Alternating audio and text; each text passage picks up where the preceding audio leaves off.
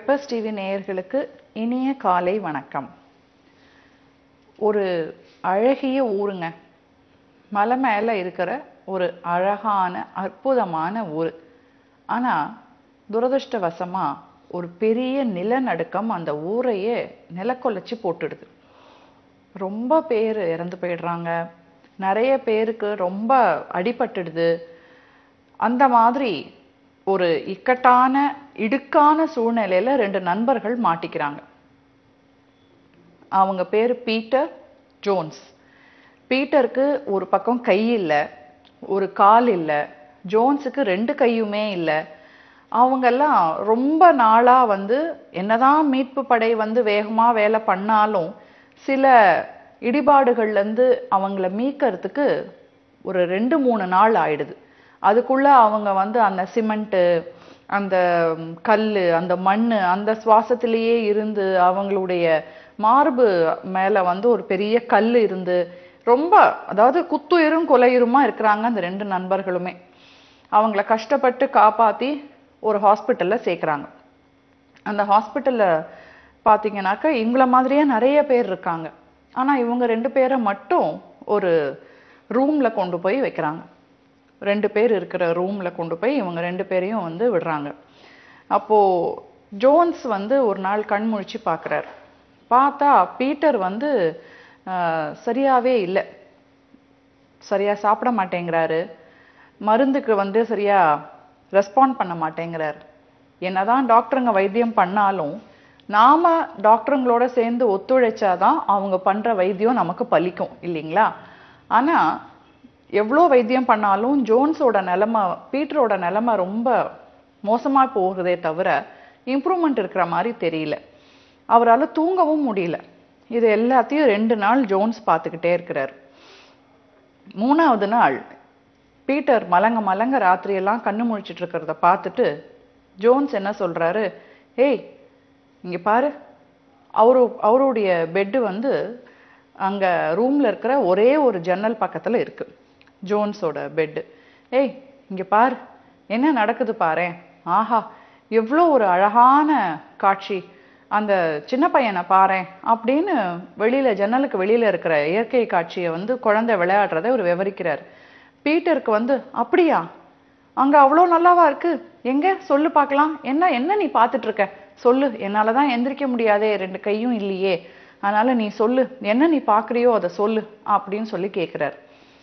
ஒவ்வொரு நாளும் காலையிலையும் மாலையிலையும் ஜோன்ஸ் எப்பெல்லாம் முழிச்சிட்டு இருக்காரோ, இன்னும் சொல்ல போனா பீட்டர் எப்பெல்லாம் கண்ணு முழிச்சிட்டு இருக்காரோ அப்போல்லாம் வெளியில ஒரு பெரிய ஏரி, லேக், அந்த ஏரியை ஒட்டி ஒரு சின்ன பூங்கா, அந்த பூங்கால நிறைய சிறுவர் சிறுமியர் விளையாடுற மாதிரி, அந்த பூங்காவை ஒட்டி ஒரு பாதை, ஒரு சின்ன ரோடு, அந்த ரோட்ல நிறைய வாகனங்கள் போற மாதிரி, நாய், செல்ல பிராணிகள் ஆகிய நாய், கிளி, பூனை இதுங்களெல்லாம் எடுத்துக்கிட்டு ஜனங்க அங்க வாக்கிங் வர மாதிரி எல்லாம் அவர் நிறைய விஷயங்களை சொல்றார்.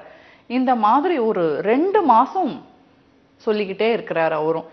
அந்த 2 மாசத்துல டாக்டர்கள் 2 பேரையும் செக் பண்ண பீட்டரோட உடம்புல பல முன்னேற்றங்கள் இருக்கு அப்படிங்கிறத அவங்க பார்க்குறாங்க.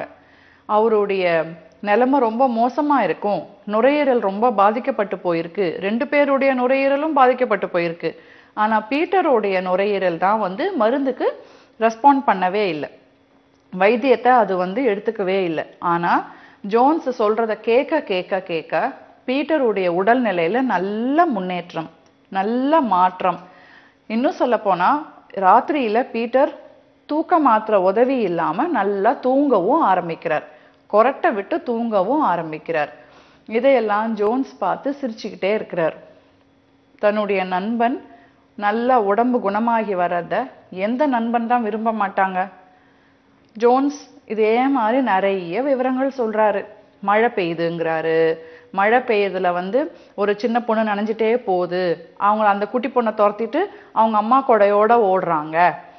இன்னொரு விஷயம் தெரியுமா, ஒரு வயசான தாத்தாவும் பாட்டியும் கை கோத்துக்கிட்டே வராங்க. என்ன ஒரு வயசான தம்பதி, முதியோர் காதல் மாதிரி ரொம்ப அந்யோன்யமா இருக்காங்கப்பா அப்படின்னு சொல்றாரு. இன்னொரு சமயம் 2 பசங்க சண்டை போட்டுக்கிறாங்க, அவன் இவன் பந்து எடுத்துட்டு ஓடுறான், இவன் அவனை அடிக்கிறதுக்கு துரத்துறான் அப்படின்னு நிறைய சொல்றாருங்க. அப்புறம் ஏன் அங்க பாரு, அந்த பூங்கால இருக்கிற மரத்துல நிறைய கிளிகள் இருக்கு, நிறைய புறாக்கள் வருது, விதவிதமான அழகான மலர்கள் பூத்திருக்கு, என்ன ஒரு நறுமணம் அப்படின்னு எல்லாம் அவர் சொல்றாரு. இதையெல்லாம் கேட்டுக்கிட்டே 2 மாசம் பீட்டருக்கு போனதே தெரியல. ஒரு நாள் காலையில பீட்டர் கண் விழிச்சு பார்த்த ஜோன்ஸோட பெட்டை பார்த்தா அங்க ஜோன்ஸ் இல்ல. ஜோன்ஸோடைய பெட்டு காலியா இருக்கு. என்ன ஜோன்ஸை காணமே அப்படின்னு அந்த நர்ஸ் கிட்ட அவர் கேட்குறார். அப்ப அந்த நர்ஸ் சொல்றாங்க, எவ்வளவோ ட்ரீட்மெண்ட் கொடுத்தோம், ஜோன்ஸோடைய உடம்பு ரொம்ப மோசமாயி அவர் இறந்து போயிட்டாரு, அவரை எங்களால காப்பாற்றவே முடியல அப்படின்னு சொன்னதும் பீட்டருக்கு என்ன பண்றதுனே தெரியல. ரொம்ப கஷ்டப்படுறார், ரொம்ப மனசு உடைஞ்சு போறார். சரி, நாம இன்னும் இந்த ஹாஸ்பிட்டலை விட்டு வெளியே போறதுக்கு ரொம்ப நாள் ஆகும், நாம ஜோன்ஸோட பெட்டுக்கு போயிட்டா அந்த ஜன்னல் வழியா அவன் சொன்ன இயற்கை காட்சிகள் எல்லாம் பார்த்தே நம்மளுடைய பொழுத போக்கலாம், அவன் நினைவு நாம தாங்கிக்கிட்டு அதை பெருந்தன்மையோட ரசிக்க கத்துக்கலாம் அப்படின்னு எல்லாம் யோசிச்சு அந்த நர்ஸ் கிட்ட சொல்றார். தயவு செஞ்சு என்னை அந்த கட்டிலுக்கு மாத்திடுங்க, எப்படியும் நீங்க அந்த கட்டிலுக்கு ஒரு பேஷண்ட்டை கொண்டு வர போறீங்க, அது ஏன் நானாவே இருக்கக்கூடாது, நான் அங்க போயிடுறேன், என்னோட பெட்டுக்கு வேற ஒரு பேஷண்ட்டை கொண்டு வாங்க அப்படின்னு. சரி அப்படின்னு இவருக்கு 2 கையும் இல்லாததுனால இப்போ அந்த ஹாஸ்பிட்டல் இருக்கிற ஸ்டாஃப் எல்லாம் ஹெல்ப் பண்ணி அட்டெண்டர்ஸ் எல்லாம் அவரை கொண்டு போய் அந்த பெட்ல படுக்க வைக்கிறாங்க. படுக்க வச்சா இவர் வேண்டாம், என்னை உட்கார வைங்க, நான் ஜன்னல் வழியா வேடிக்கை பார்க்கணும் அப்படின்னு சொல்றார்.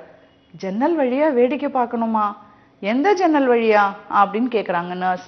இதோ இந்த ஜன்னல் தான், இந்த ஜன்னல்ல ஒன்றும் இல்லை அப்படின்னா நம்பவே இல்லை பீட்டர். இல்ல நீங்க பொய் சொல்றீங்க அப்படின்னு சொல்றார். நர்ஸ் அவங்களை எழுப்பி உட்கார வச்சா அங்க ஒரு ஜன்னல் இருக்கிறது உண்மைதான், ஆனா அந்த ஜன்னல் வழியா வெளியில ஒன்னும் தெரியல. ஏன், பக்கத்துல இருக்கிற பில்டிங்கோட செவுரு தான் அந்த ஜன்னலுக்கு தெரியுது. பக்கத்து பில்டிங்கோட செவுரு தான் அந்த ஜன்னல்ல தெரியுதே தவிர ஜோன்ஸ் விவரிச்ச எந்த இயற்கை காட்சியுமே இல்லை. ஒரே ஒரு எண்ணத்தோட தான் ஜோன்ஸ் செயல்பட்டிருக்கார்.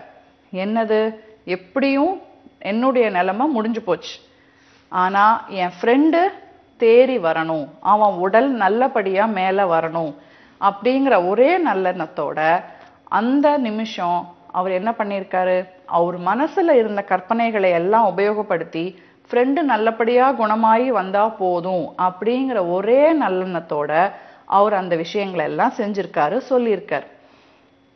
நாம எப்பேற்பட்ட நிலைமையில இருந்தாலும், ரொம்ப மோசமான நிலைமையில இருந்தாலும் நட்புக்கு முக்கியத்துவம் கொடுத்து நண்பனை காப்பாற்றணும் அப்படிங்கிற ஒரே குறிக்கோளோட தான் அவர் செயல்பட்டிருக்கார்.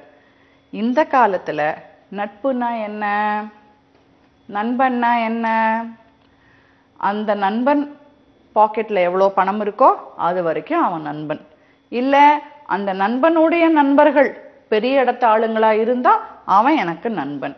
அதுவும் இல்லப்பா, அந்த நண்பனால பல காரியங்கள் எனக்கு அனுகூலமா நடக்கும் அப்படின்னா அவன் நண்பன் அப்படின்னு தற்கால மாடர்ன் லைஃபுக்கு ஏத்த மாதிரி நாம நட்பு அப்படிங்கிற டெஃபினேஷனையும் மாத்திட்டோம். காலேஜ் ஸ்டூடெண்ட்ஸ் எல்லாம் கோவப்படாதீங்க, உங்களுடைய நட்பு வட்டம் வேற, நீங்க காலேஜை விட்டு வெளியில புதுசா பிடிக்க போற இல்ல பார்க்க போற நட்பு வட்டம் வேற. நட்புங்கிறது ரொம்ப ரொம்ப புனிதமான ஒரு விஷயம். எந்த காலகட்டத்திலையும் இன்னொரு நம்ம நண்பனுடைய நல்லதை மட்டுமே குறிக்கோளா வச்சு நாம செயல்படணும். அது மட்டும்தான் நட்புக்கு இலக்கணமா இருக்க முடியும். இன்னைக்கு இந்த ஒரு கதையோட உங்களை சந்திச்சிருக்கேன். நாளைக்கு வேறு ஒரு புதிய கதையோடு உங்களை சந்திக்கிறேன். நன்றி, வணக்கம்.